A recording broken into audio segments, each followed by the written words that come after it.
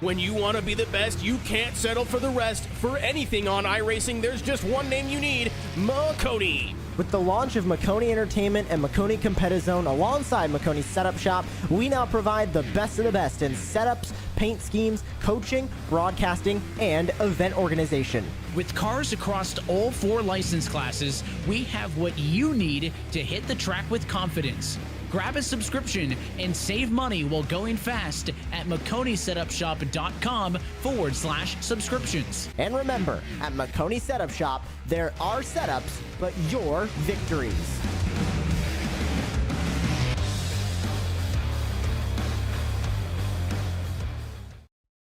Racing isn't easy, but experiencing it is.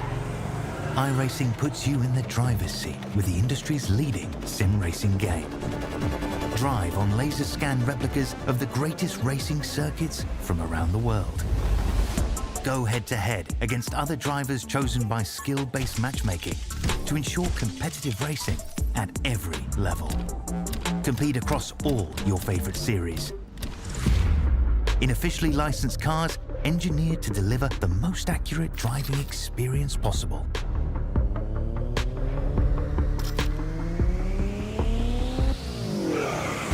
Join a race or host your own with players from across the globe.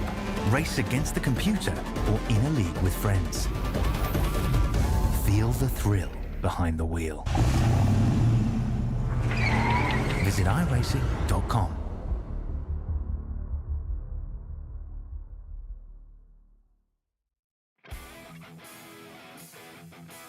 Hello everybody and welcome to tonight's coverage of the eNASCAR Road to Pro Qualifying iRacing Series. It's the penultimate round this evening and we're excited to bring you coverage of all the action from iRacing's virtual Rockingham Speedway in North Carolina.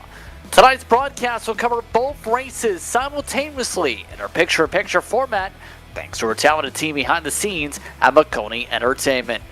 Maconi Entertainment is here to bring action from all types of racing from the weekly Maconi Fix Series. No matter what you're racing, we can bring the action to life. My name's Justin Prince, alongside the booth for tonight's festivities.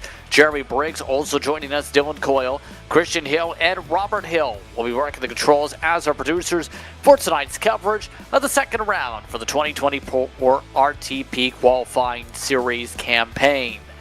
Before we get into the nitty-gritty of things, let's talk about the presenting partners once again. iRacing is one of the presenting partners relied on as a training tool by countless professional drivers.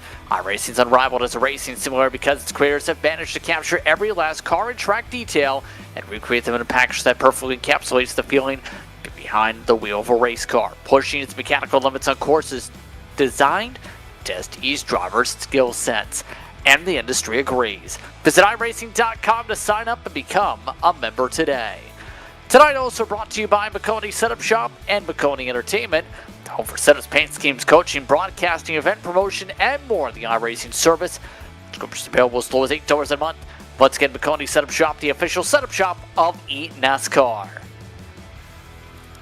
Now it's time to turn it over to Dylan because so far throughout this action, 70 plus drivers have battled in round 2, and now tonight we see it comes down to see who makes the top 20 in the next 2 races. Eddie Carter and Brian Mercurio have been the classes of their field so far, 134 points apiece, but what do we expect to see tonight knowing the championship battle is getting ever more important for the bubble? Yeah, I'm very excited to see what happens here at Rockingham. It's exciting that we're going back here in the real world next year. We get to see it virtually with the Craftsman Truck Series, trucks I should say here.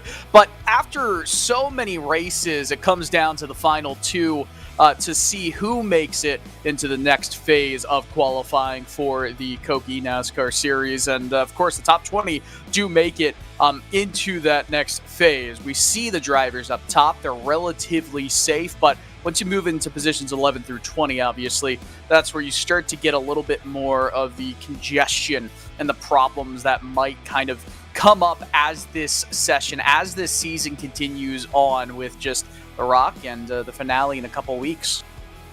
In the top 20 flash between on the screen, just 2 races to go. Homestead will be the finale in a couple weeks' time.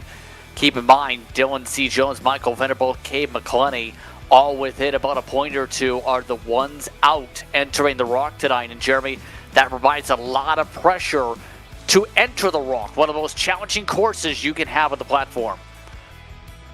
This track is definitely a handful. To me personally, it kind of feels a little bit like Darlington, but not as tight in the corners. And Darlington's a great track, Rockingham is a great track, and I'm glad we're going back there, like you said earlier in the broadcast. In real life, 8 to 25 degrees of banking, nothing too crazy there. You know, it is kind of a little flat. 1.17 miles, just a little bit over a mile there in North Carolina, and we're excited to be here. And let's get ready to go racing. Yes, indeed. It's just about time, because we're just about a few moments away from your starting grids for tonight's festivities from the Rock to see who's going to tame it and be able to survive Thunder Alley tonight. Let's take a look at our first of 2 grids. This is for our first split. Eddie Carter setting the pole over Matthew Batby, William Cooley, and Christopher Hill, your top 4. Mitchell Hunt showed speed throughout the campaign and qualified. He'll start alongside Johnny Avila. 7th spot tonight, that's going to be Brendan Cooler, who will start alongside Connor Euroshak, one of the rising eNASCAR stars on the platform. Agnell Phillip, Ethan Lane, your top 10 tonight, Dylan. Yeah, we continue moving on with Christopher Pfeffer qualifying in 11th place alongside Jackson Crowder in P12. Brendan Hawk and Kevin Champagne are in 13th and 14th, while Cade McClenney and Blaze Crawford are alongside each other in row 8. Jack Coyne, Dylan C. Jones, one of those drivers that are on the perennial bubble right now, with Alexander Russell and Dalton Milam in your top 20, Jeremy. Just outside your top 20, you got Logan Clampett there in 21st. Ryan Andrew there in 22nd. Tyner Love there in 23rd. And David Shieldhouse there in 24th. Just behind him, 25th. Schneider cannot pronounce his last name. My apologies, there in 25th. Chad McGinley in 26th. 27 is Trevor Huff. And in 28th is Matt Kocher. Let's take a look at Split 2, how they'll start tonight. Go through this as quick as we can as they're about to roll. Michael Venable, Robbie Vrabel are on the front row. Best qualifying run for Robbie this season. Blake McCandless, good qualifying run as well alongside Michael Frisch, a teammate for North Force. Then Quinton Warman and Brad Ryder amongst your top 6 in Split number 2. Johnny Bello will start alongside Nicholas Morse. Then you have England and Olsen, your top 10. Morden and Navarro going to be a row to watch for. We talked about Morden showing speed, but Curio, the same thing. We'll start alongside Justin Smith. Santiago Tiros, Daniel Nani, Dave Brown, and Nate Stewart is in your top half. Michael Bumgarner, Ashton Slice way back in 20th.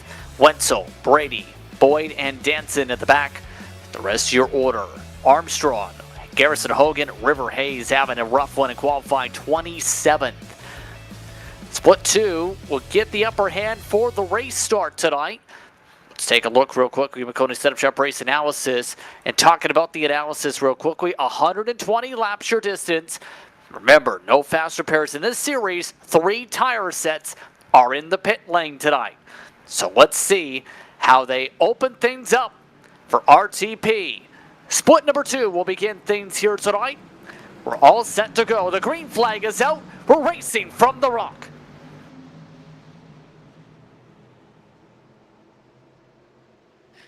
And a clean start at the bottom of your screen already. Single file for the lead, side by side for second on back.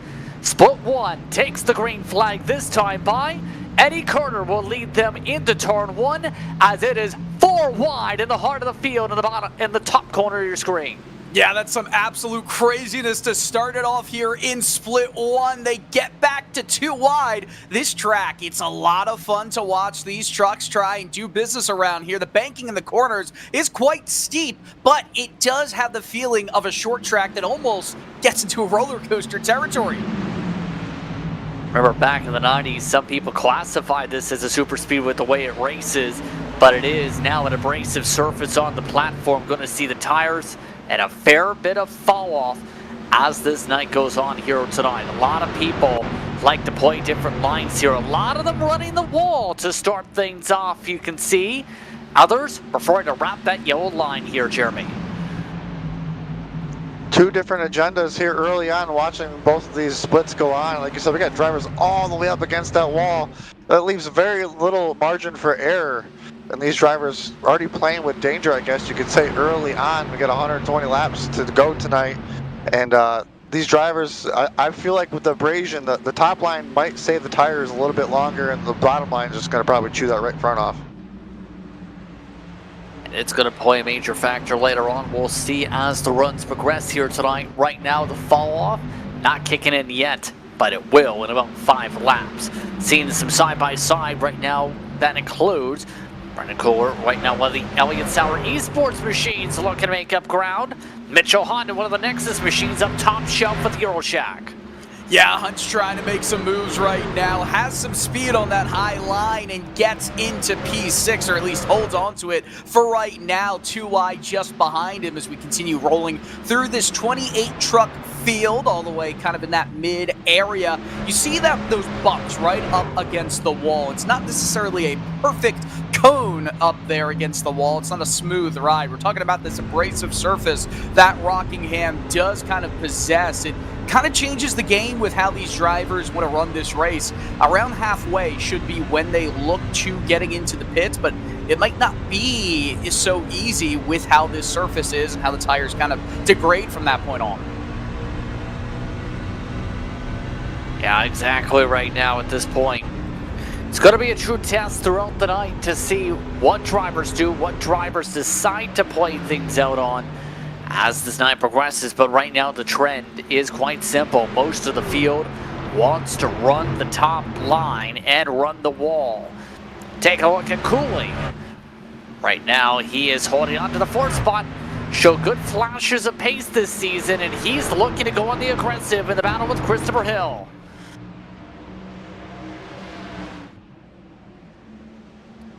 Just can't get that bottom to work here so far, Jeremy, it seems, because lots of momentum you can carry off quarter exit top shelf.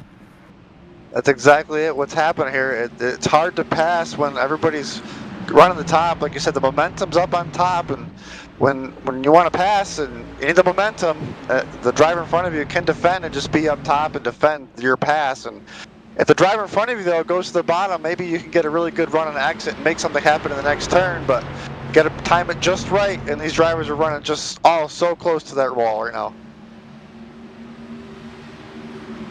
Yeah, you're seeing that in split 2 as well, by the way, with the race leaders. The catalyst in that grouping is providing the pressure for those wondering up front.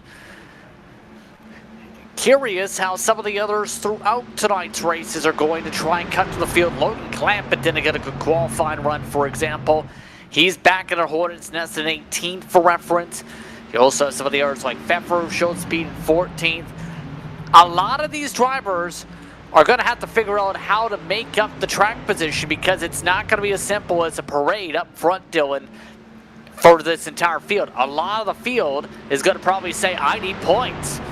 Yeah, 100%. And, you know, what we're seeing through this race already is that if you want to make moves, as we see 3 wide just around the edge of the top 10, if you want to make moves, it's only going to work out for a little bit trying to make them on the inside. The outside seems like the line that you kind of keep your position, you defend it well, you don't use up the tires as much. But if you're in the back of the field like Logan Clampett is, you're going to be forced to go down to that inside line, maybe turn the wheel a little bit more to the left and kind of scrub off the rubber more as this race continues on. 120 laps, it's actually a lot of mileage, a lot of laps, more so than I feel like we've gotten used to in this round 2 of this 6-race stretch so far. So seeing them try and make 120 laps work on an abrasive surface, I almost think, and this is going to be a bold take, it might pay off. I almost think you're going to see some drivers, maybe not necessarily Pfeffer, considering he's in 13th right now, but some drivers try to make a 2-stop strategy work, pit lap 40, pit lap 80, and hope that it stays green the whole way. I just don't think it will. Eventually, somebody will slip up one of these two. Usually that trend throughout the years, especially Jeremy, has been back straight away off of turn 2. so many times somebody hits the wall in Thunder Alley or gets loose coming onto Thunder Alley, and then it's a tank slapper into the inside wall, and then all of a sudden a caution flag. Almost kind of like a Dover feel to it, self-cleaning. You come off to that turn 2, and a lot of things can happen on the exit there, and especially when you got a truck in front of you or a car in front of you, the aero dependency on your vehicle can really help vary how loose your truck or car can get on the exit. As these drivers right now are just all searching around single file, pretty much a top 20. Looks like they're both splits. Top 20 are doing well, and then pretty much there on back. A little chaos. Everybody's still getting it figured out, but we're having a good run as both splits have, knock on wood, been green so far. 16, 17 laps there, separated by about 3/4 of a lap on their distance for those curious.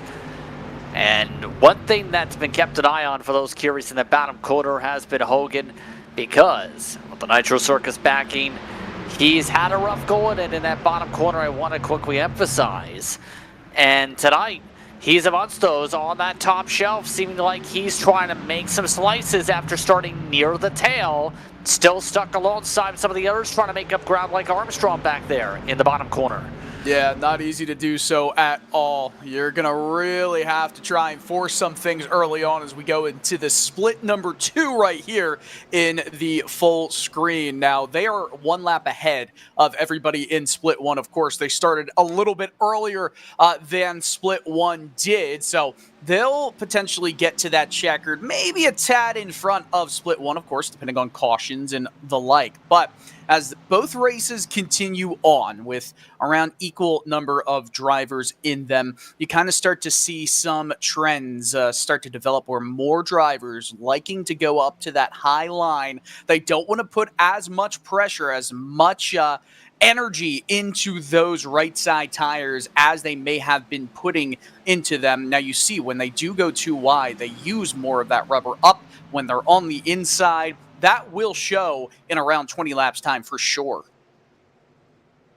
In a lot of battles starting to pop out. Some of the Ryko machines up top side. That's Justin R. Smith, one of the Conti trucks, Nate Stewart, and one of the Dead Zone machines. These sort of battles pop up a lot here, and we're already seeing contact for Smith. He pushes up and bounces off the purple 30. Holds on to it, though. That's only going to cost him 1 spot. Yeah, that's kind of the dangers of trying to make a move down the inside, right? You kind of lean up into somebody, and then you're the one that ends up losing all of that time. Unfortunate there, but this is quite the hornet's nest going on in split number 2. We see on board in split 1, still some drivers trying to make it work on the outside. Look at all that speed that you gain out of the corner in that smaller picture-in-picture mode in the bottom right. You gain so much momentum on the outside that if you don't make the move on the inside happen mid-corner, you are going to have a tough time getting the traction down on the straightaway. Morden able to make the pass up there, by the way. As a result, David R. Brown as well. Now the battle following Nate Stewart and this following Nanny as well. You can see just how much of an angle you can get if you're able to get the diamond line down. It can set you up for passes like this one, Jeremy. Trying to go for the slider, not able to complete it as Stewart. Looks like Nanny right there, trying to make it happen. I 25 laps in here. I feel like we're going to start having a lot of our comers and goers. If you had a good run early on, you might be starting falling back as we're almost 3 wide, trying to peek his nose in there. Here in split 2, we got some good action back here for just outside the top 10, 12th, 13th, 14th, and 15th. Great battles, like I said. It looks like the comers and goers are starting to go into effect. Yep, and we're seeing, speaking of comers and goers, bottom corner, Logan Clampett is coming. He is up by 6 now. He's looking to go up 7. He's got Agnell Phillip in front. Pfeffer trying to keep the top line, just about got peeled off of it. You also have others like Crawford and Crowder, Jackson Crowder specifically in this mess. Clampett seems to have good long run pace now that we're starting to settle into it. It's just the traffic seems to be holding him into the 25-1s compared to the leaders, 24-9s up point. Yeah, it's a lot harder to make fast times when you're too wide. You're trying to make moves down the inside. You're not trying to go down the inside because you want to hit those fast laps. You're just trying to negotiate your way through traffic. So that will come into play. The fall off is around 1 second for most of the field right now, and oh man, that could have been disastrous for Clampett as all the drivers around him started getting a little bit argy-bargy with it, getting the elbows out, but he will take advantage of it, and there are 3 trucks just in front that he sees for dinner. Oh, trouble! Contact to the wall! Clampett's around! Clampett collected, Jackson Crowder around, and we're under caution for the first time in either split. A lot of hard hits to the 20 in Jackson Crowder. And meatball flags for Clampett and Pfeffer from it. They've got broken truck parts. We're under yellow in the first split, and it looks like we might have gone under yellow in split 2 as well. Well, Yes. hey, when we say cautions breed cautions, we didn't mean in 2 different races. It tends to be that way. Yeah, for whatever split 2 reason. happened just before. That was just before. It looks like the Brown machine and Vrabel here in split 2 got into an incident there. Fortunate for Vrabel was up towards the front. A lot of apologies over the radio for this one. Watch the 6 after contact from behind. That was the second time they've had that happen. That's just, you know, the product. And again, you talk about what this track was like, almost like super speedway racing, but it does feel like that short track with the narrow width of the surface. You do get a car or a truck into the wall, and then all of a sudden everything kind of collects in behind. That's what I was worried for Clampett right there. They were getting elbows out, argy-bargy just before then. And of course, you kind of see what happens when it comes to a head. We're on board with Jack Coyne right now, and not much damage there, but really nowhere to go. I'm sure everything is going to look fine when he does go into neutral. And now we'll catch with the replay of, I believe, split 2, what happened to bring out the caution there. Yes, as we're taking a look at the replay, looks like just 3 wide action. We had a lot of trucks there heated up, like the Vrabel machine and Brown, the junior there, getting some contact. Not a lot of room. Looks like just kind of ran out of room, just trying to be 3 wide on the exit of turn 4. Happened just before the caution came out in turn 1. So we're pretty much spot on, I think, for about the laps, as cars got everybody in the split came down for fuel and tires. So pretty much a reset here, 30 laps in here in split 2.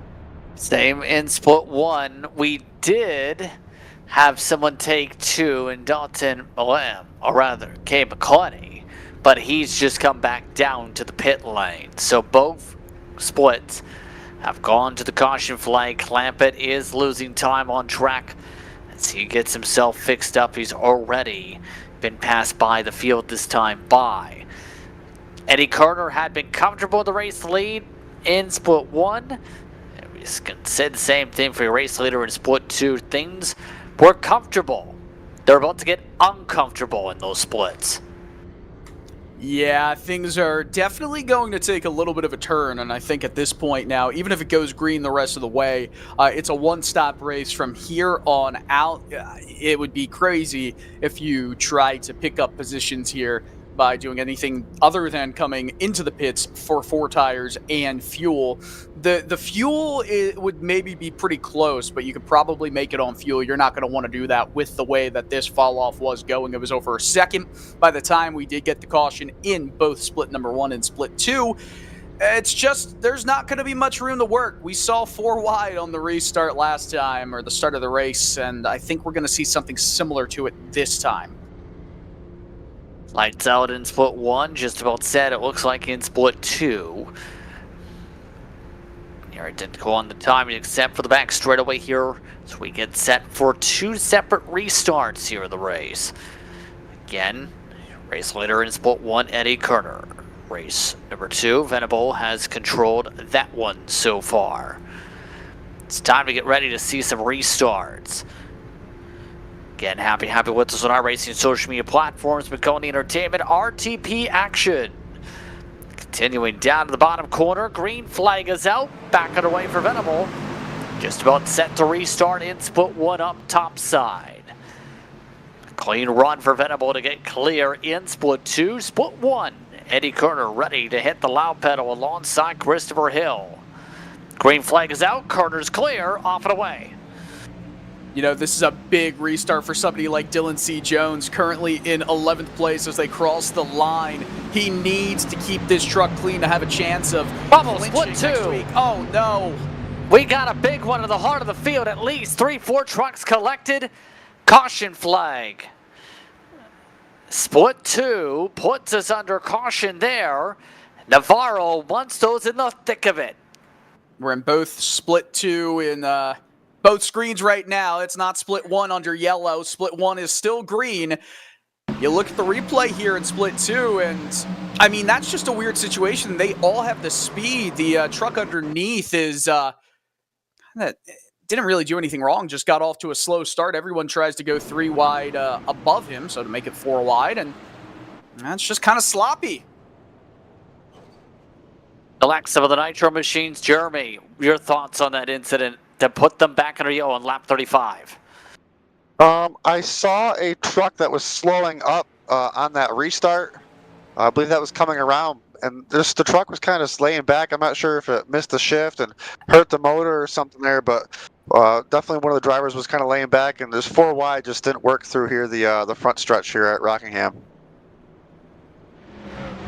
Let's go back to split 1 meanwhile. Batby's just retaken second. Chris Hill is down to third. Johnny Avila looking to try and sling it out on the top line for Express. He just hit the wall though, trying to build up a run around the 5 in Sim. Yeah, he just hit the wall again, and he's just trying to use it up completely. Turned down the hill. He's going to have a run here. Used up a little bit more of the rubber than he wanted to, and he wasn't able to get to the left rear quarter panel of Christopher Hill going into turn 3. All of this fighting is letting Eddie Kerner continue to just scoot away from the rest of the field. He's led every single lap so far, and he is just showing some domination right here. Several have decided to move down in the corners to set things up. Euroshack up to 6th. That's Ethan Lane right behind him, looking to try and swap that around. He's up to 7th, up +3 running the bottom. As these drivers like Ethan Lane trying to make moves on the bottom. Long ways to go still, but these drivers are doing, you know, their research right now, trying to get the short run speed feeling, and you know, if they got a short run later in this race, what are they going to need to be better on the restart to maybe have a shot if we do get a late race restart? Lots of chaos right now on this restart as we get ready with 1 to go and split 2. So the air grouping ready to restart at the bottom corner of your screen. Go there in just a moment, as right now things steady down and what has been relatively quick when we get the laps going here at the Rock tonight. So far, Blaze Crawford has also been someone to keep an eye on in that split 1, by the way, who's up 7 and is in this pack of trucks that is starting to stagger itself out. And Dylan, what's going through the mindset now at this point if you're these drivers already third distance through just about for both these splits, knowing you've got to go, we've mentioned that before, but now you're talking about just quite simply getting the pit stop right, but better yet, getting the track position game right. Well, I think the bigger thing, especially in split 1, since we have seen, of course, now in split 2, back to green flag racing, we'll catch that in the big picture right now. And goodness me, 3 wide again, 4 wide. You know, I think the bigger thing is that instead of these drivers having to make that decision between going for a 2-stop strategy with lap 40, lap 80, and then 120, they have to almost make the strategy the change to go into, instead of even thinking lap 60 and that's it, it's just a 45 lap dash each way if you're going off a split 1 and going green the rest of the way. So those drivers that wanted to make it in 1 stop, they can push harder now because they know they don't have to save it for that extra 15 laps. That might make the difference between the top drivers and the mid-pack drivers even greater, as we're kind of seeing with Eddie Kerner right now in split 1 just running away with it. But we are right now at the 3rd of the way point in split 2. We're already past that, well past that in split 1. These races will go by quickly. Well, 3 We have some pressure in split 2. Blake McCandless, he was trying to pressurize Venable before the caution flag started to fly.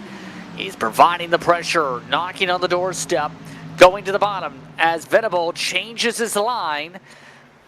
Just playing the arrow games here, it looks like, trying to see what works to be able to try and make this pass. Or better yet, in the case of Venable, play some good defense. That top line is working really great here for the number 17 machine against Blake McCandless. This is the second time where Blake gets to him and then he falls off again. Because it's like the Venable machine does a really good job on defense. We'll have to see if Blake can figure out here later in the race to try to make that pass for the lead. As it looks like the Fish machine might be coming to the front as well. We'll have to see how this plays on as we got a lot of movers coming to the front. That's Michael Piefer specifically referring to. He's been up towards the front much of the way, following his teammate lockstep. Has Quentin Warman, though, that's providing a lot of pressure. Warman seems to be on attack mode with how he's been poking and prodding this run, so far at least. Yeah, and I feel like, you know, this race is going to go by quickly regardless of what we're all talking about with trying to plan for strategy, trying to figure out when the cautions are going to fall. The laps are going to continue to tick by. They're going to continue to wind down closer to that checkered flag. So you've got to go now. If you don't, well, you almost give yourself a worse position when there's under 30 laps to go where, well, you've kind of made your bed, you've laid in it. Now you've got to just figure out how to get comfortable. So keep an eye on those leaders, 2-3 truck lengths the distance right now. Eventually, Jeremy, the pass has to be made, though, if you're McCandless right now thinking about things. It's been difficult to pass all night long, though. For everybody. It's almost like they're getting side by side. You know, you get such a run and then you're just losing it on the front stretch or the back stretch down Thunder Alley, and it's interesting to watch, you know, watching these drivers do their defensive lines, and then they'll go to the next turn because they got such a good run. They go back to the bottom to try to get in a run on the person in front of them. So everybody's just kind of moving forward, moving back. Is the top 10 right now pretty close here in split number 2 with McCandless trying to make that pass for lead against Venable. Frisch, Warman, and Baloo, your top 5 with Wright, Macherio, England, Stewart, and Olsen, your top 10. Bad news for fans of Agnell Phillip in split 1. Technical issues have seen Phillip drop out of the race. Phillip is no longer in the race, meaning he is dead last. And unless there's any DNFs, won't have a chance, at least right now, to get back in the race and gain positions. Again, Phillip is out of the race. He was top 10 of the points entering tonight. This will likely end up being his drop, Dylan. Oh, man, that is unfortunate. Agnell Phillip is really going to have that pressure put on him at Homestead, Miami. I feel like Homestead's one of those tracks, though, that he's going to really run well at. He was running pretty decent here tonight at the Rock, but sometimes you just can't do anything about a technical issue. But we'll see where he lays out in the official standings after tonight with the drop situation. That's going to be something to watch for as we keep an eye on some of the battling going on in split 1. Johnny Avila is starting to lose ground on this run. Gaining it is Hero Shack. Connor's been impressive this entire series. The Canadian looking to try and say, oh, Canada to 4, just trying to provide the pressure. And pressure is the name of the game here at Rockingham tonight because the passes are so difficult to make. That driver on the top, like you can see right now, just gets such a good run on exit, even though their truck might not be as good handling, but they're side by side, might be able to slide job it slightly, and the dirt move is going to make that pass happen there. In the number 24 machine, as these drivers are starting to get some laps on these tires, I believe we're going to be about 20 laps on this run. Give or take, yes, so far. By the way, Phillip just now starting to re-enter the racetrack. He still yet to hit the surface, is 8 laps down. Logan Clampett is 2 laps down. He just got passed by the leaders again. Well, Clampett, of course, sorry to cut you off, Justin, but Clampett, of course, was involved in that first caution, that only caution in split one, and had to go in for repairs a couple times here. So not shocked to see him continuing to kind of just coast around this track. Oh, but a hip check there. Avila getting a little bit close there on corner exit with Lane. Express Machine having the 63. Hold on to dear life high side. Avila's tires are falling off at the wrong time, though, for this point of the race. Coming to halfway, he is losing the ground he's held on to all day. Trying to hang it. Oh, go ahead. No, I was just going to agree with that. Johnny is absolutely struggling just a tad right here. His times have been plummeting completely. It's around a second and a half of fall off in just around 24 laps since going back to green. That's a lot worse than what we were seeing from him in the first stint. So he's been driving a lot harder, and he's sliding those tires around right now. Oh, boy. And this is 4 seconds back in the leader. This is allowed, guess who? Blaze Crawford to charge his way on the bottom. One of the EPI-based entries in Sports Trucks is on a roll alongside Will Cooley. And the more they fight in front, the more this benefits him for the checkups outside. Just going to keep stalking the prey, I guess is the best way to put it. Let them kind of fight it out and try to pick them off one by one. Moving to the front, making that top work. Halfway, this is going to be a great race here to the finish. Halfway through, by the way, in this split, we've had an interesting strategy difference. Ryan Andrew has elected to change strategies and come into pit. He had been fading fast this run. We've also had Tanner Love just have to back off the racetrack after picking up a meatball flag. He had been running in about the 20s prior to the incident. So 2 different trucks who needed points, not having good times in split 1 all of a sudden.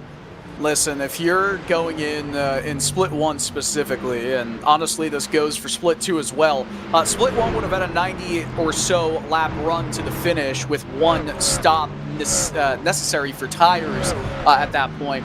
You are not two-stopping a 90-lap race to the end at Rockingham unless you have a major problem, a major issue, or you just completely cook the tires to the point of no return early in that first stint. That is a stint you need to make work in just 2 45-lap runs. If you can't make that work, you're going to suffer big time, and that's honestly your own fault. And that's going to mean, for at least Love, a very tough point situation. You have to think again, he was not amongst those in the top 25 entering tonight. It's not closing out well. But you know what's closing out pretty well this battle with Crawford? He passed by Cooley now. Looks to try and regain some time to get back up to Avila. Lane's lost ground after all his fighting with Avila. Because these drivers are really putting on a great show right here, right now. It's going to be coming down, like you said, to these pit stops. How are they going to figure it out? What's going to be good timing? Their crew chief's trying to figure it out up top. Just past halfway here in split number 2. As Venable has a commanding lead over 1 second, with McCandless now in the crutches of Frisch, excuse me. McCandless starting to fall back here in split number 2. A lot of squabbling in that second split in the bottom corner of your screen, building up involving McCandless. But it's going to become the question now in these splits, when do you come down? Because the runs now averaging about 37 laps here. Split 1 just had Trevor Huff come in. So the window is open. But when do you jump through it here, Dylan, to be able to go in the pit lane? I mean, I think if you're not going in around, let's just say in split 1, oh, you see in split 2, we might have some trouble. Caution not coming out, but a truck went way into the infield grass in the ballpark there, coming off the corner of corner number 4. But we continue with your question. The answer to it, JP, you kind of have to look at lap 75 or so is that middle point. 76 is when you're going to want to come into the pits to almost split this final stint and equal. I could see some drivers trying to maybe pit almost right around now, lap 70, or maybe even waiting until lap 80. If you're in a really desperate situation, you might wait a little bit longer or just try to crazily make the entire thing last. But I don't know if that's the answer. I still think you come into the pits here. It's a go 90 laps on one set of tires with the amount of fall off we're seeing here. That's risky business, and I'm not talking about Tom Cruise sliding in with the socks. I'm talking about sliding up into the wall coming around turn number 2. River Hayes, by the way, was the driver in split 2, had those issues in the grass. We stay green in both splits. Looking now, right now at Hill and Batby. Batby doing very good all night long for Nexus. But Christopher Hill, we know he can be aggressive when it comes to these moves. And they've got one of the fastest trucks on the racetrack right behind in Euroshack. Trying to figure out where to make this pass. That top line seems to be really good on the defense. See if they can make the pass. Oh, we got drivers starting to make pits now. Looks like we're going to pit road. 50 to go. Seems to be the call for Batby. And that's going to be a big difference on fall off. We are at the point where drivers are near 3 seconds on the mark, just about some of them. Most around 2. Around 26-second lap times compared to the 23, 24-second times to start things off on each of these runs. This is going to be a big undercut depending on what everyone else does. Yeah, that is a massive undercut compared to some of the other drivers here. It's going to probably lead to an extra, depending on each lap, right? A 1.5 seconds extra speed once he does come out of the pits. He's going to have that speed for a little bit, but you got to be careful not to get too excited with the amount of speed you have because it can quickly go and turn the other way. Pit stop party in the air split starting to build up. You see that with some of the trucks peeling their way in. Expecting pit parties to build up pretty soon. No one else has joined the pit party quite yet in split 1 at least. As it's not a party. Well, technically it's a party if you call it one. Oh, contact to the wall, Euroshack. Yeah, some major contact for the guy currently running in 3rd place. Some more contact. Euroshack is just really making some good friends with the wall, and that's not going to really work out well when you do have some competition coming from the form of Blaze Crawford a couple seconds in behind. Christopher Hill also is just in front of Euroshack, and guess who decides to pit? As you see, Euroshack said, I'm in the wall a little bit too much for my comfort. Lap 75 comes down pit road, and that's kind of exactly what I assumed would happen. Yeah, at that point you have to, right? We have a flurry of people calling hands out the window. Mitchell Hunt also in. He's got damage, though, to the left rear. So Nexus mostly coming in. Brendan Cooler also came in for ESE in this pit window. So pit stop party time has now joined the party favors list. Also has ducked in. Eddie Carter, the race leader, also in from split 1. He has dominated here at the Rock so far. One thing about parties, Justin, if you party too hard, you might get a hangover. And when you're coming to the party on pit road, you don't want to make a mistake and party too hard and get a penalty. We don't want to have any headaches out on the track. We'll have to see how this plays out for these drivers. See if they get on and off pit road clean and green, and see if they don't lose any time and gain some time with these fresh tires. Off and away they go. No speeding penalties so far from what we've seen. Current leader Christopher Hill for split 1 also just entering the pit lane right now. Just about got a speeding penalty. He was at 42 at the cone, but got down below the average in time. Blaze Crawford's calling for a pit stop on the radio this upcoming time by. So everybody coming to the full swing of things by lap 40 to go.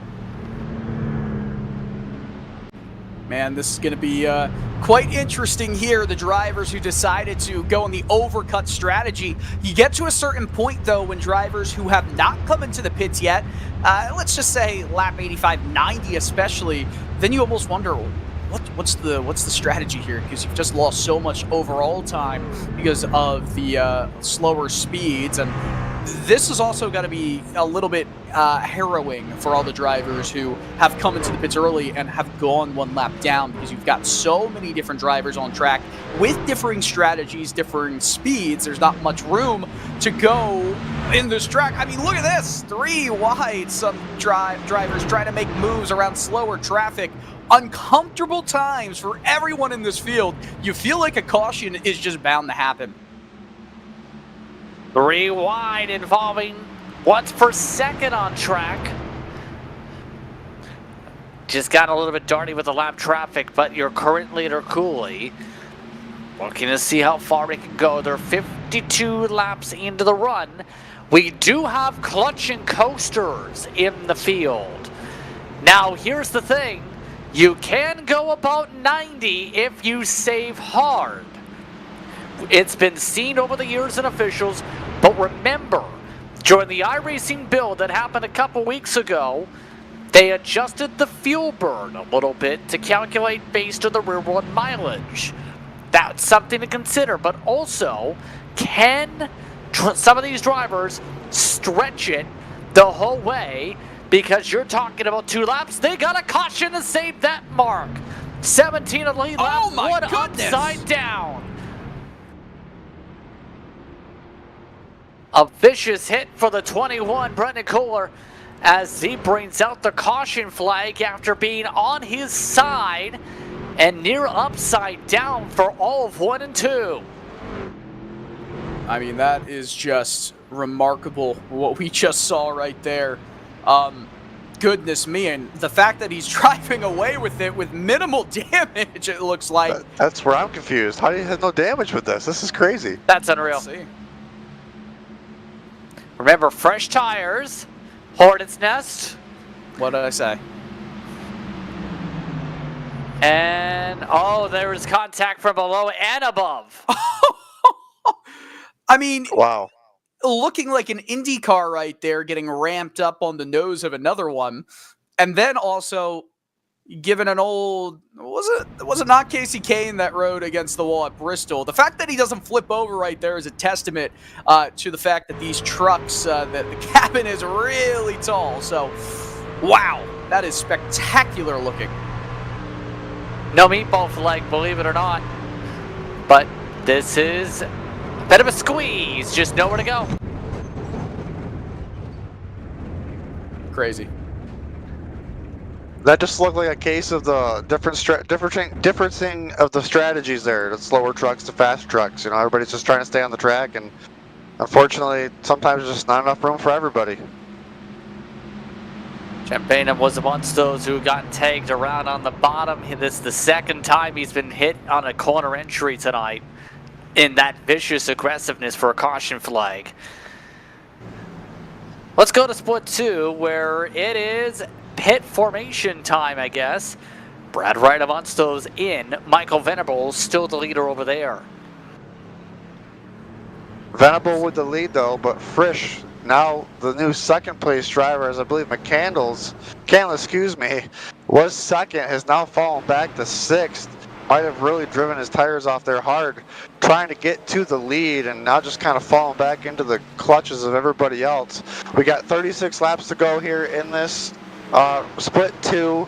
Drivers are starting to make their pits. I'm pretty sure everybody's gonna have to pit, because everybody's starting to peel off here, and we'll have to see how it plays out, as the leader was just starting to get into lap traffic with all these different strategies starting to go on there. As we take a look at Michael Bumgarner here in the number 22 machine. He was 13th at the time coming to pit road, I believe, and these drivers are starting to get their strategies underway, and hopefully their pit parties go well and they don't have any headaches. We're seeing a great race from Nexus as a whole now. That's really formed with this. As there goes Shannon into the pit lane. He ducks down for the strategy. We've seen this from the Nexus trucks before in both splits to show dominating speed. They've again hit the setup on the head, it seems, and have really put their staple on these races. Venable leading much of the way. Euroshack and the other split with Batby doing very well. Nexus seems to be on the point here. Yeah, it definitely seems that way. We'll see exactly how these strategies kind of play out. Isn't it funny, though? We were talking about Split 2 having a bunch of cautions right after the restart. Split 1 went pretty good the rest of the way, and when we say Split 1 and Split 2, they do not mean the same thing that everybody is used to, as we see Matt Danson in the pits, Matthew Morton going in as well. You know, what everyone is used to when we say Split 1, Split 2 in iRacing is that the higher strength of field by far is Split 1, then you go in a second. No, these are just split randomly in the Road to Pro iRacing series. And it makes it really entertaining. It's that snake split that they've got going on. You get those random drivers in each. Split 1 is about to go back to green flag racing on lap 88. The restart, bottom corner right now. Batby and Kerner amongst those on old tires. Same for Euroshack Nyhoff. Milam the first on freshies. And that race is about to get extremely interesting as Batby already, he's getting swarmed, the oldest tires in this group. He has an inside line building up right now with Kerner trying to make some moves. All this as well, Euroshack is in the lead. Restarts can breed a lot of chaos. And so far, so good. You can see a little bit of three-wide action throughout the field here and there. They get it situated, but race is coming down to the wire now, and these drivers know they need to start marching forward if they haven't already, because there's really no more saving here. You just need to get going. Yeah, and right now, it's going to be a true test to see if those on the slightly fresher tires get some moves on it fast, especially one really punching it inside, nearly bounces off Kerner, holds firm to it. Yeah, it's a lot of bouncing off, pinballing. Now it's just a 30 or so lap dash to the end. The tires are not close to being concerned. You'll see them fall to around a second and a half off by the time it's all said and done, but it could be even more because these drivers are not trying to save it past that 30 lap run. And remember, with the tire strategy situation, you're talking about, for the most part, people having one more set available to equalize. But it's going to be important to be able to defend well this run if you're on the old tires, to push well without burning them up and turning your tires into slushies in the midst of this run if you get another caution. It's going to be an interesting final run, few runs should say, of this race. Moving forward on screen, by the way, Trevor Huff, that caution really helped him because he was amongst the undercutters who gained a lot of time on the racetrack. Nothing beats a great benefit of a yellow flag at the perfect timing. That race was pretty chaotic, though. We had all those differencing strategies that were very dramatic. Now everybody's kind of a little bit closer on strategy, not as dramatic as it was before, but you're definitely seeing that the older tires starting to slip back just a little bit. We'll have to see if they can hold on to a top 10, or if we get a late race caution, maybe get some fresh tires. Wow, that was great racing. Almost spun each other out, just dooring each other. Bit of a squeeze by Eddie Kerner and Matthew Batby in the corner. I want him to get the run himself. He jumps his way to third. Here come those on freshies. Will Cooley joining the fun. Same can be said for Alexander Russell. Now he and Huff are amongst those labeled with 3 pit stops this race. So if there's a late race caution, they, based on those numbers, likely will be the sitting ducks of the respective runs. If there's another yellow, it'd probably be up front. Yeah, and it's really kind of the deal that there is. Remember, we're talking about tires and how many are available to these drivers as the race goes on, right? That is potentially a bit of a concern here. The tire set limit is 4. If you have these short runs and you have drivers that want to grab tires, yeah, that's fine, right? In a realistic scenario, 3 sets new is fine, but some drivers might be gasping for them at the end. Russell, bit of a squeeze, makes some contact. That nearly put Bappy up in the wall. Bappy really feeling the pain of this run. Ryan Andrew, another one of those benefiting from the top of the caution flag, ends up gaining some time on Bappy. Remember, Andrew, one of the first to originally come in on the previous stints, had been struggling after 30 laps on a run. This time into the caution, big for the 23 team. As we continue to watch both of these races, getting down to about 20 laps to go for both of them. The leader of race number 2 here still has to pit, I believe. Looks like everybody's stretching out the best they can right now, hoping for that yellow flag to come out. They don't want to have to make a pit stop here with just under 20 laps to go here in race number 2. Lots of things going on. I don't think fuel is going to be the concern. It's just going to be, if there's another yellow, that's the tire concern. Matt Cucker, he's amongst those, trying to make some slices down bottom. You know the interesting thing about Matt, who is amongst those who we've seen flashes of speed in this season, he runs a lot of official races. There's a saying when it comes to him, he never races the same setup more than once. He's always tinkering, he's always trying to change the setup, he's always trying to find that extra speed in his trucks. Yeah, and when you do have all of that, kind of working for you, trying to tinker with everything, you can get yourself into a little bit of a, almost a cycle, a really bad cycle where you feel like you can gain a couple thousands here, a couple hundreds here. It's hard not to do that, though, and kind of reset yourself back to looking at, hey, how can I extract a couple more thousands here? And you focus in the setup rather than necessarily the driving. That can be a little bit difficult to differentiate. I will say it's worked for him in a lot of cases. He's made it into these races with some of the lowest IRs in these rounds for the past couple seasons now with the method.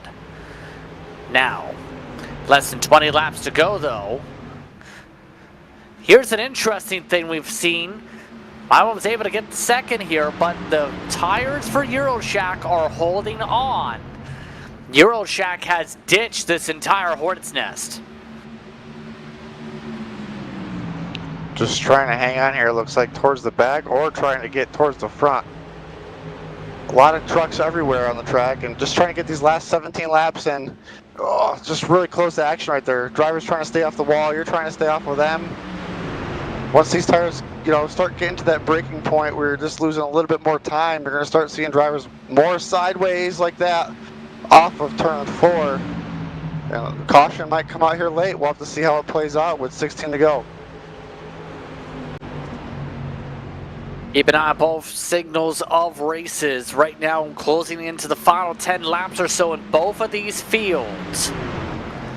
And it's going to be an interesting close. You see in the bottom corner, McCandless just about making contact with his teammate. It's 3 wide in the other grouping. Ryan Andrew up the middle, trying to make up some lost time. Trying to, but this is going to be dangerous. Oh, just barely cleared down the inside, so didn't have to worry about anyone kind of clipping that left rear with just 15 laps to go in this top split. Oh man, everything gets a little bit more intense once you start to see single-digit numbers to go. And that intensity is really picked up for a lot of these teams. Near contact with Russell getting in line. Andrew just saw the nose of Cucker off for a moment. And now Russell way loose as Andrew got across the spoiler. 13 laps to go. Awesome battling right here.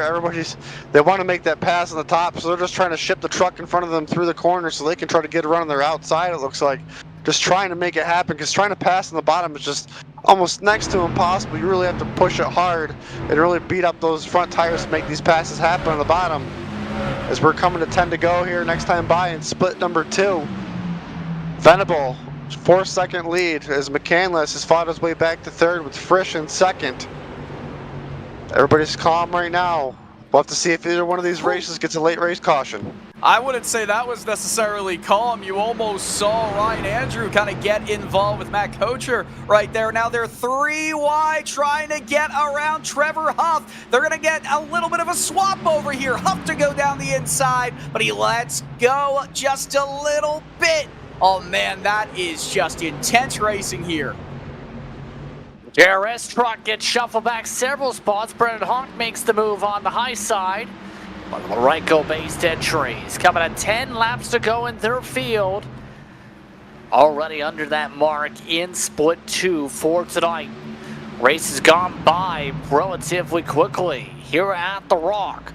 Andrews still keeping up the intensity with Eddie Carter. Carter, after being so dominant much of this race, had led most of the way. Now back into the 4th position for the defense. Trying to just barely hang on. He's not going to have a run here. The 23 Ryan Andrew is going to get a massive burst of steam to try and get around the outside. That's actually the 88 on your screen, but now the 28 of Kocher tries to get a run, but the inside has no momentum out of turn number 2. They're 2 by 2 as they run into 3. What a final run for Andrew. He had been on the struggle bus before he pit under green. Whatever adjustments he made, he found the bus. Hey, real quick, speaking about that, we've got a battle for the lead right now. Dalton Millam is right on the rear of Connor Yaroshak. Where did that come from all of a sudden? That gap had been a couple seconds. Not anymore. The tires are fading now on Yaroshak. Down to 7 to go, coming around.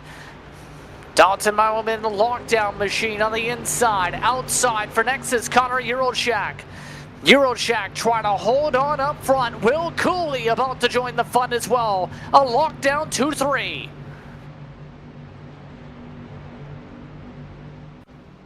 Almost sliding up into that left side there. You can pretty much put maybe a stack of paper, maybe one bit of cardstock in between them, and Cooley is going to look at that middle. Oh, it was an appetizing place to go. Just decides to stay put for now. The other question is, these two going side by side, how quickly does somebody like Ryan Andrew get involved in the fight? I don't think that's still a possibility. There's 5 laps to go as they come to the line. There's nothing to separate both Millam and Yaroshak. A slider up front. Millam holds on. Swap over. Yaroshak trying to get the cross. Nearly getting loose. Able to take the lead. Lockdown racing to the point with less than 5 laps to go. And Will Cooley now trying to take away second. What a battle up here at the front of the top split here. Split number 1, if you want to call it, with that snake strategy. Dalton Millam there, excuse me, pulling away as we watch race number 2. Coming to 2 laps to go. The leader, Michael Venable, has been saving. He's been pushing the clutch in. Yaroshak into the wall. Big hit to the wall outside of turn 4. No damage though, but you did mention it right there. Strategy has been an interesting one going on in the other grouping. Split 2 is coming around to its final time in the bottom corner. Venable, just mentioned by Jeremy, has been saving. And he's been reeled on in, coming around to their final lap, coming around. Can Venable hold on? He's got a hard charger closing behind in the bottom corner of your screen. Let's go into the split. Venable trying to hold on for the race win, getting pressurized from behind. One more chance. Coming around through turns 3 and 4, Michael Venable closes out. He'll take the win, take the run as split number 1 closes in on its final lap. Yeah, it's pretty much over in split one. Dalton Millam out of nowhere got in front. Will Cooley half a second back, but as they round the final corners, JP, it's all Millam. Dalton Millam comes out of turn 4. He and Lockdown Racing go 1-2 to win it at the Rock. The fresher tires pay off in the end.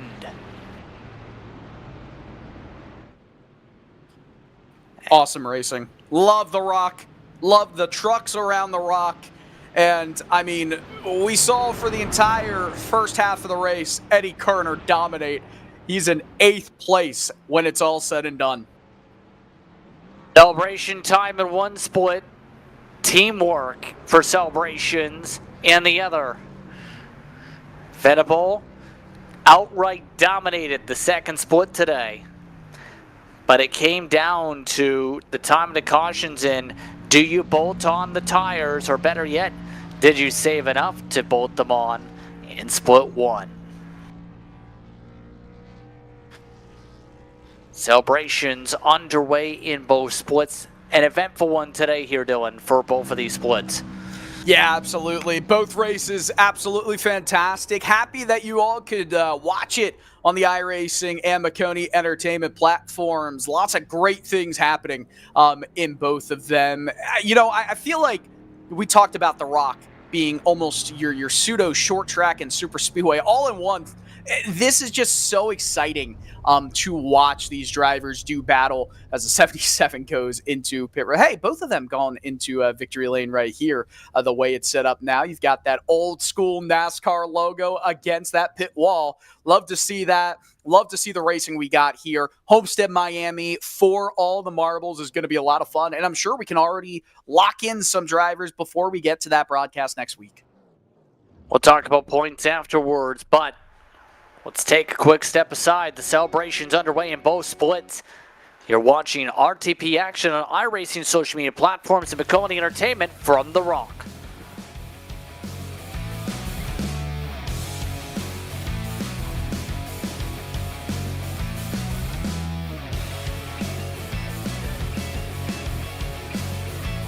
When you want to be the best, you can't settle for the rest. For anything on iRacing, there's just one name you need, Maconi. With the launch of Maconi Entertainment and Maconi Competizone alongside Maconi Setup Shop, we now provide the best of the best in setups, paint schemes, coaching, broadcasting, and event organization.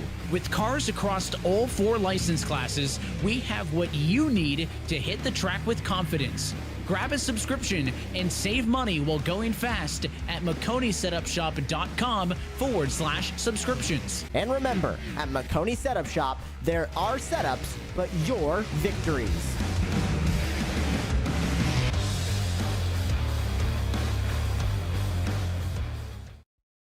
Racing isn't easy, but experiencing it is.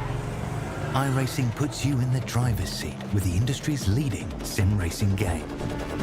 Drive on laser scan replicas of the greatest racing circuits from around the world.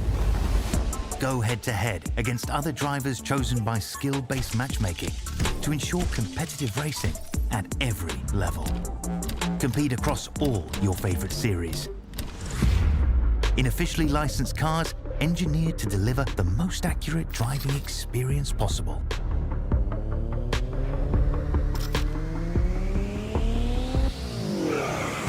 Join a race or host your own with players from across the globe. Race against the computer or in a league with friends. Feel the thrill behind the wheel. Visit iRacing.com.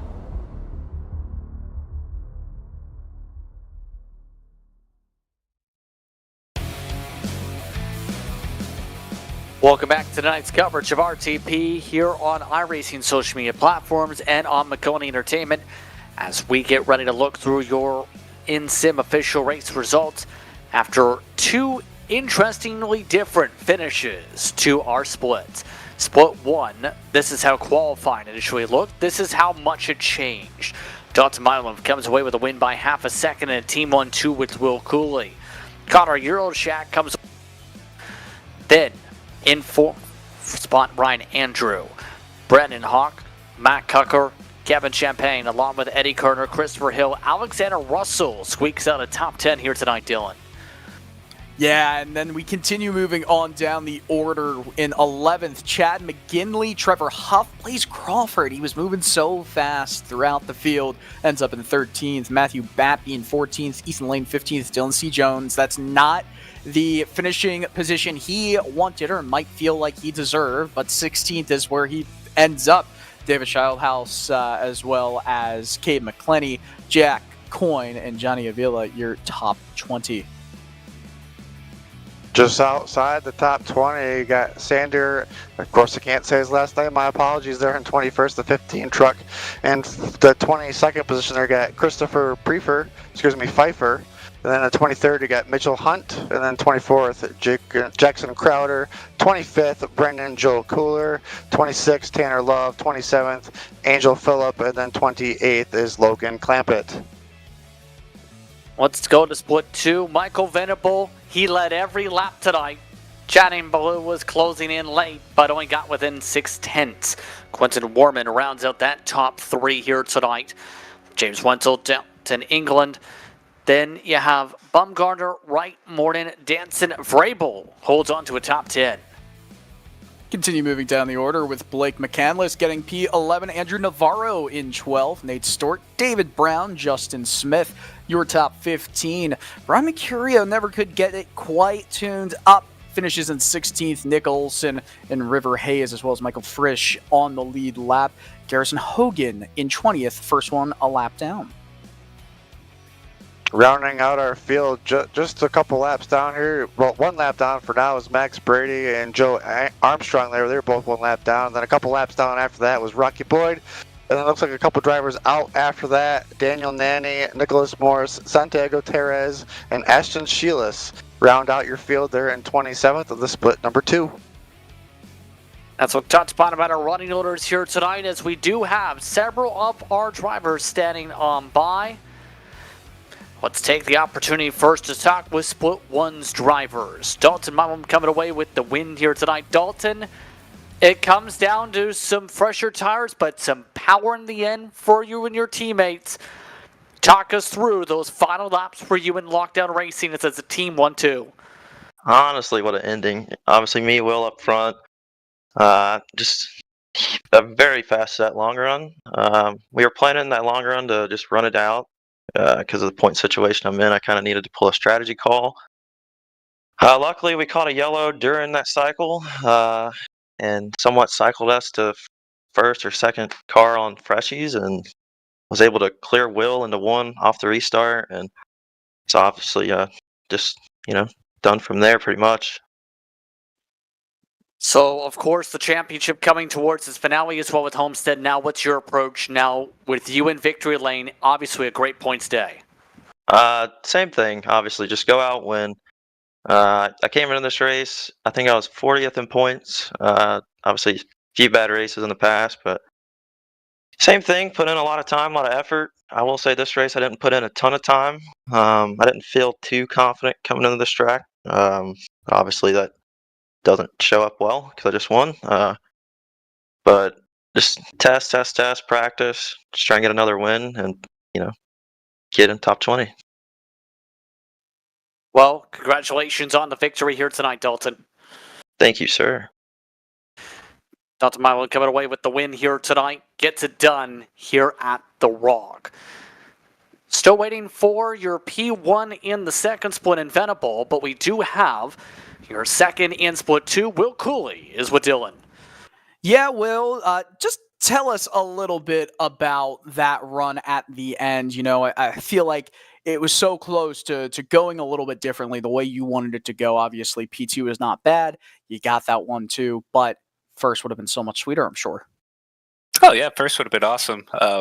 Just also to be in that position in the first place. Been big props to Lockdown Racing, Area 51. All our guys, they just really grinded these past couple weeks. And Maconi setup shop, Chevy looked pretty good out there. It's nice when you've got some pace to go with the flames, makes them look even cooler. But yeah, Dalton did a really good job on the restart there to get clear of me, and I felt that was really kind of the race. And there were a couple other guys with fresh tires as well behind us, and it was really just trying to get through the guys on older tires. But Um, took a little bit, like a few laps to kind of get going.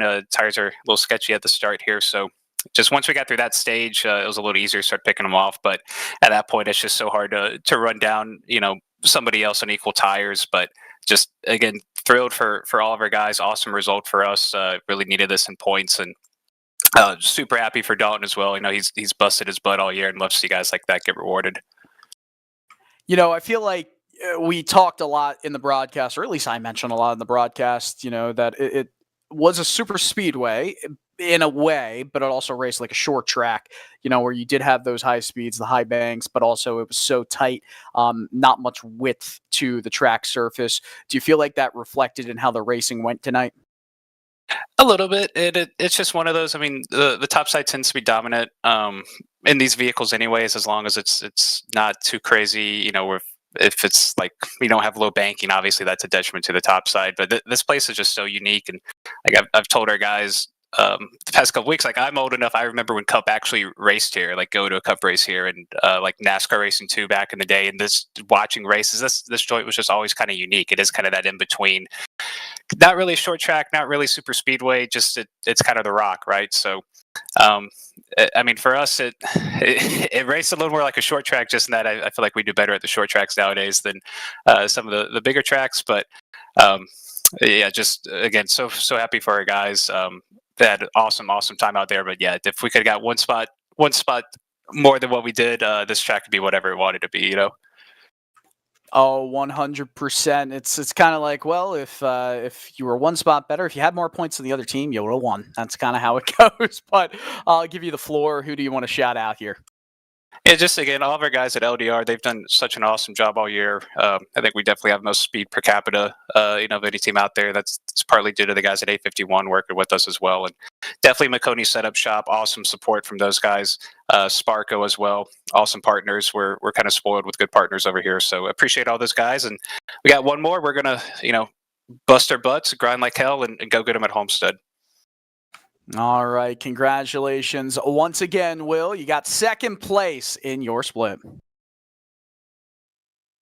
Will Cooley doing very well tonight in split 1, but we do have your split 2 winner that's now stopped on by Jeremy Briggs, catching up with Michael Venable after a dominating split 2. And that is right. Michael Venable led 120 of 120 laps tonight.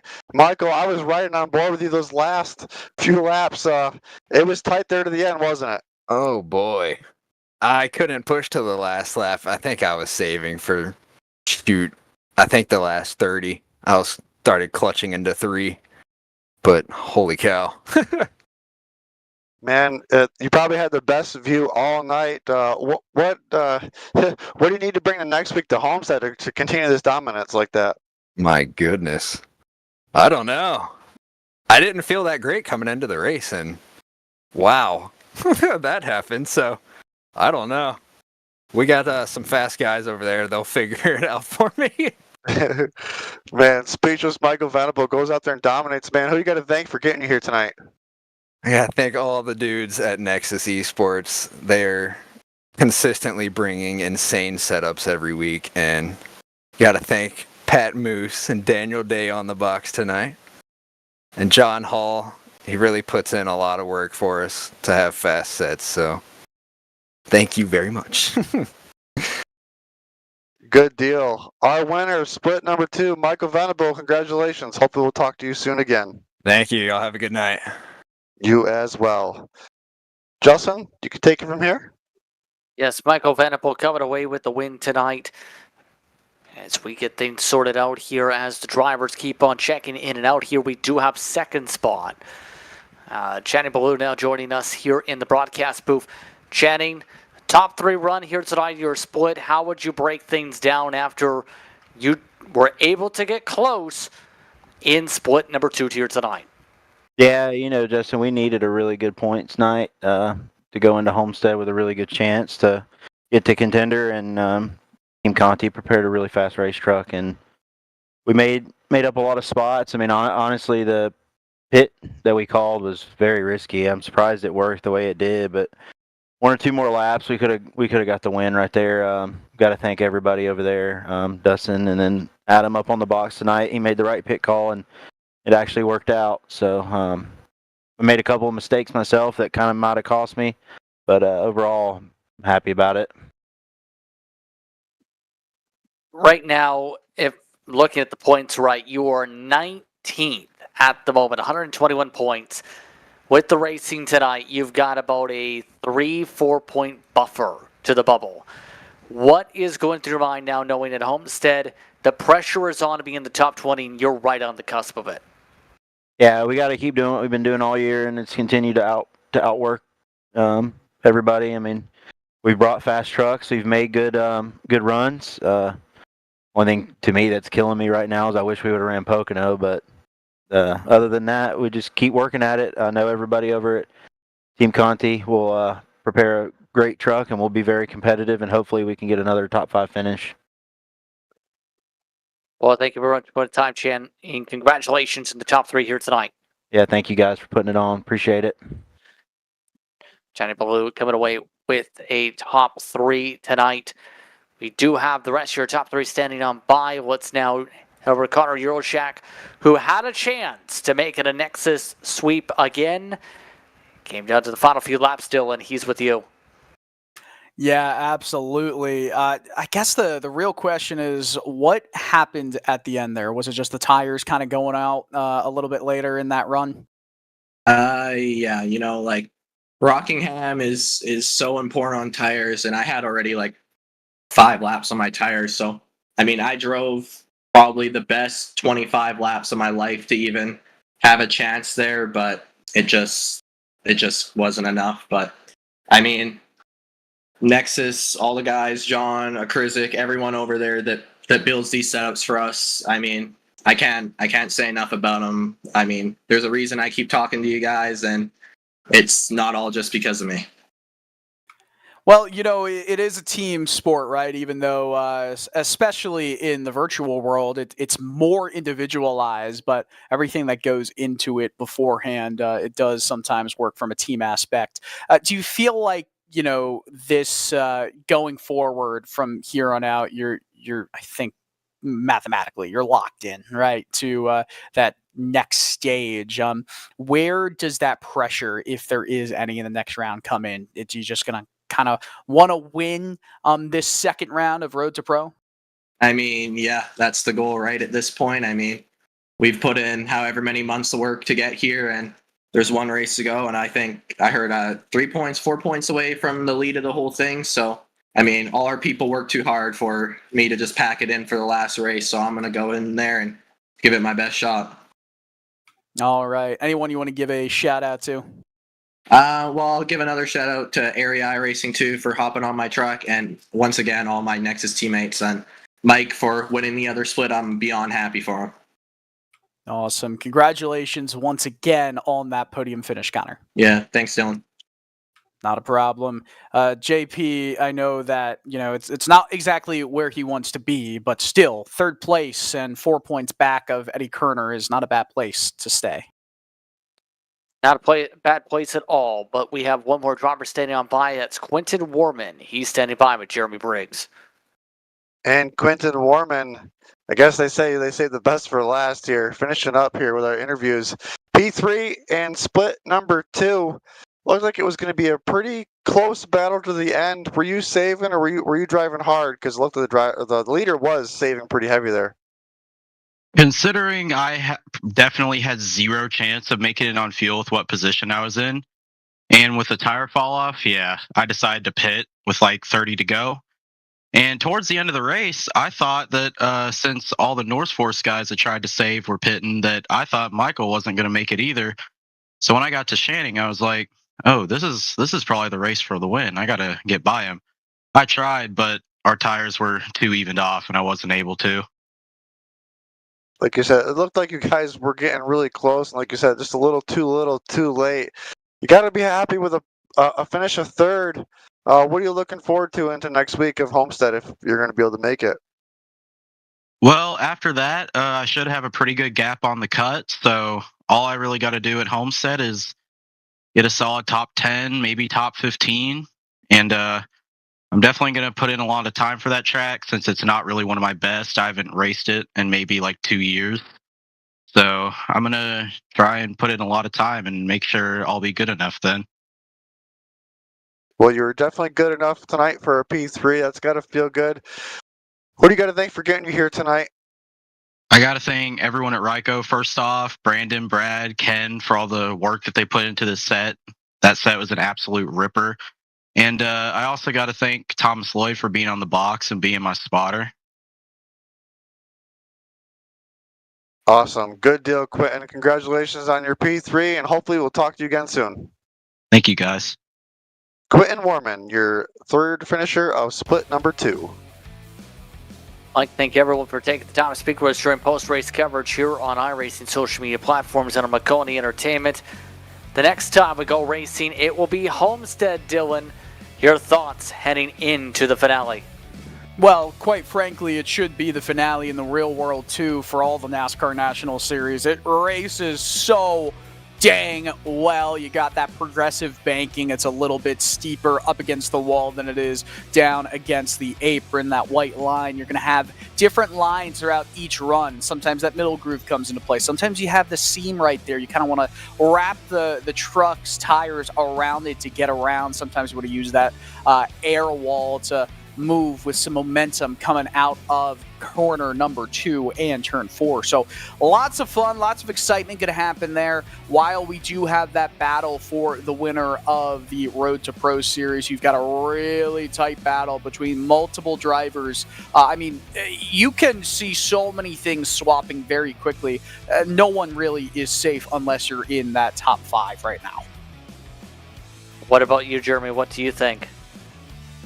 Man, Rockingham, I cannot wait for that to come back in real life. That put on a great show. I cannot wait for next week for Homestead. Like you guys said, multiple grooves of racing, and these drivers put on one heck of a show, and I think they're going to do the same thing next week for the, I guess you could say, season finale?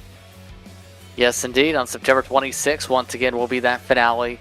You'll see it here on our racing social media platforms and on Maconi Entertainment. 8 o'clock starting time once again for that race.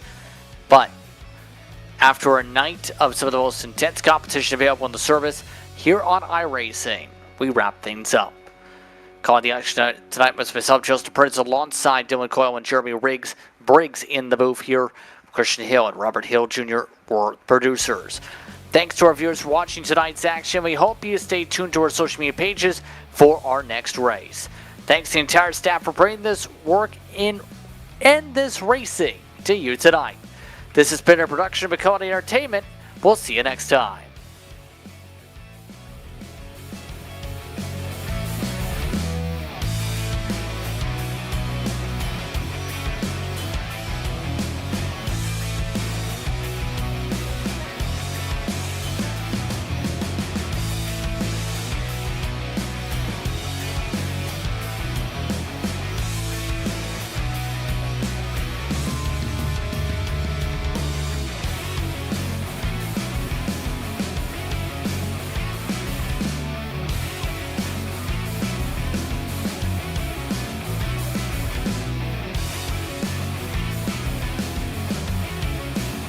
When you want to be the best, you can't settle for the rest. For anything on iRacing, there's just one name you need, Maconi. With the launch of Maconi Entertainment and Maconi Competizone alongside Maconi Setup Shop, we now provide the best of the best in setups, paint schemes, coaching, broadcasting, and event organization. With cars across all 4 license classes, we have what you need to hit the track with confidence.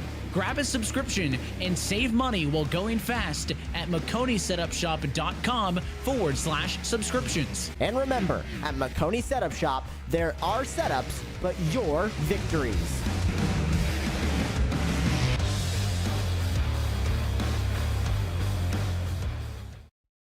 Racing isn't easy, but experiencing it is.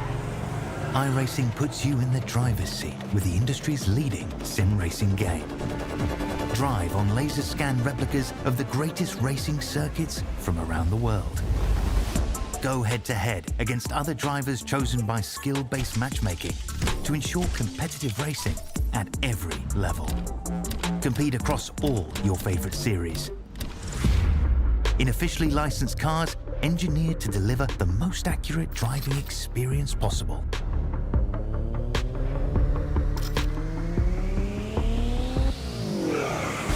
Join a race or host your own with players from across the globe. Race against the computer or in a league with friends. Feel the thrill behind the wheel.